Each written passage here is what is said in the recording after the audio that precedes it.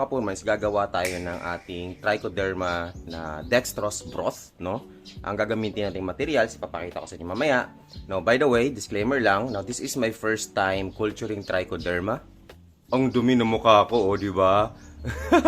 Ayun, so this is my first time culturing trichoderma. I apologize for my itsura ngayon. Ang dugyot-dugyot ko ngayon kasi ang dami kong ginagawa. Sinisingit ko lang to and I want to document this, no? So again, this is my first time culturing trichoderma and I'm not saying that this is the best and this will work. No, I'm just documenting my process in here so that I can mababalikan ko siya, and of course, if this works, then I can share it to everyone. Kung hindi naman siya gagana, hindi ko siya share or I will just share the experience, di ba? Ganun kasimple. So the first thing that we need to do, no, is I already prepared the container. I will show you later as well. Okay, but for this process, no, we'll start with the broth or the dextrose or the food for our trichoderma, and we're going to prepare 10 liters of water. Here, not distilled, no, I'm just using chlorinated water and I'll just dechlorinate them. So just leave them for 24 hours. But in my case, I'll just cook them directly. And we need rice as well. No, there's no rice, but I will put the rice in there. 1 kilo of rice. So let's do this and let me switch to our back camera. Okay, so this is our 1 kilo of rice. It's 1,000 grams, so that's 1 kilo. We will add this dito sa ating dirty kitchen. We're gonna cook it here.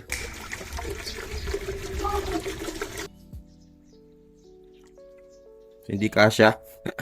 Hindi kasya yung 10 liters. Then we're gonna add the rice here. Then pakukuluan na natin, no? So the fire is up. So let's just cook it for around 15. Let's bring it to a boil, then 15 minutes. Habang pinapakuluan, papakita ko sa inyo yung ating container, no? So this is where we're going to store our trichoderma culture. So in this place. So it's dusty here. And here's our water. I sterilized this by adding hydrogen peroxide to make sure that all the bacteria and other pathogens or whatever will be cleared out. And then we will add the broth once it's cooled down. We add molasses. And then we add the trichoderma. And then we let them incubate. And tapos na natin itong pakuluan, mga kapurma, no? So kailangan na natin palamigin to. So once na lumamig, no, pwede na natin itong salain at ihalo doon sa ating container, no? And then dadagdagan po natin na yeast, molasses, at nung trichoderma. Kung meron kayong aerator or air pump, mas better po para mas maganda po yung aerobic activities ng ating trichoderma, no?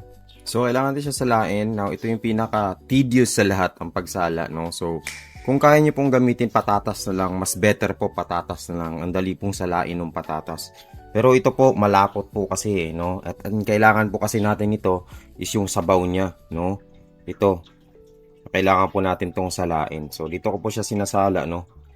May container lang tayo sa baba. Ayan. Tapos, binubuhusan natin ng dahan-dahan.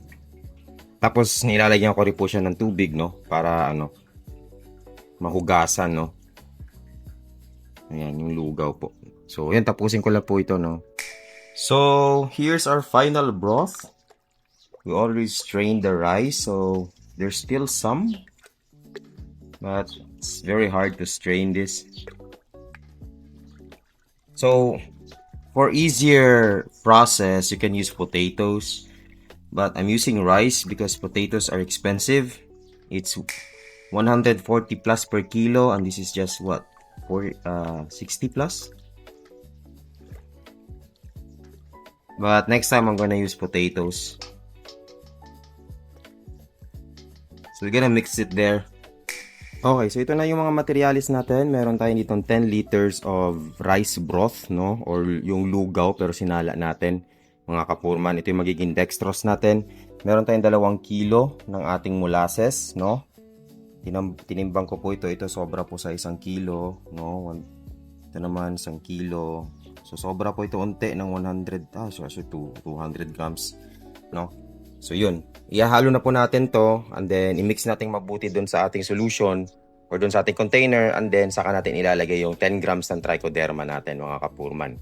And then ang kulang na lang is aerator, no? Pero wala akong aerator, so baka wag muna ako mag-aerator. At kung magkakaroon ako ng aerator, ihahalo ko na lang.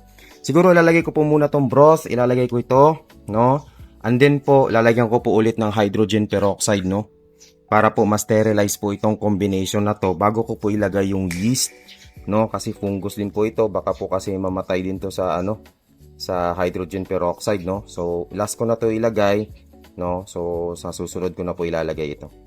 Tsaka yung trichoderma, no? Hayaan ko lang po muna siguro after 2 hours mag-subside yung hydrogen peroxide, no? Alright, so we're back here. So we're going to add the ingredients in the water. So let's add the broth first.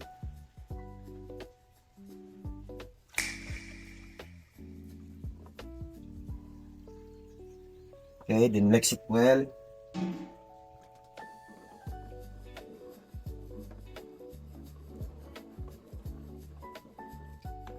Next, we're going to add the 2 kilograms of molasses.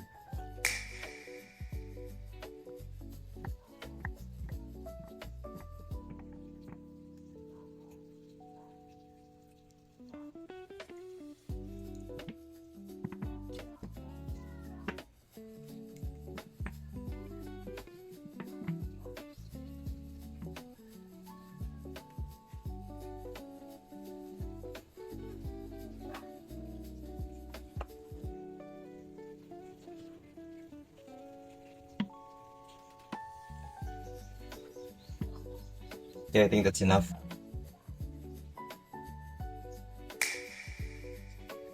Have another one here.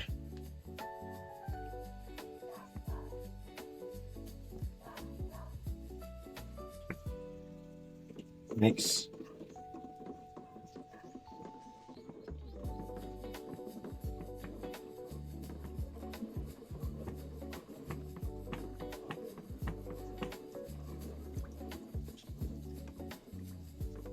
Right.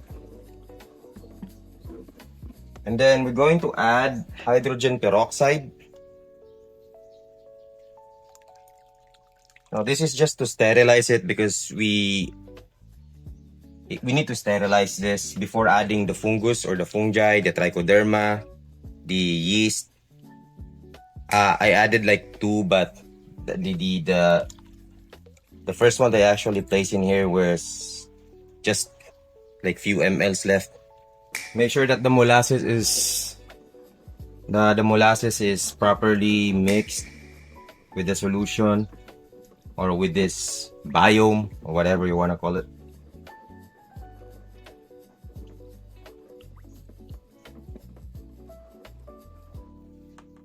And then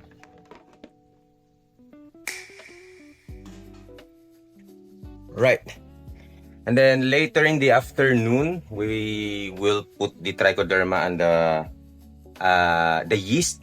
No, we cannot put it right now since we added hydrogen peroxide. So we can put it right now since we just added hydrogen peroxide. Maybe later around 5 p.m. or 6 p.m. we can add all the fungus like the trichoderma and the yeast.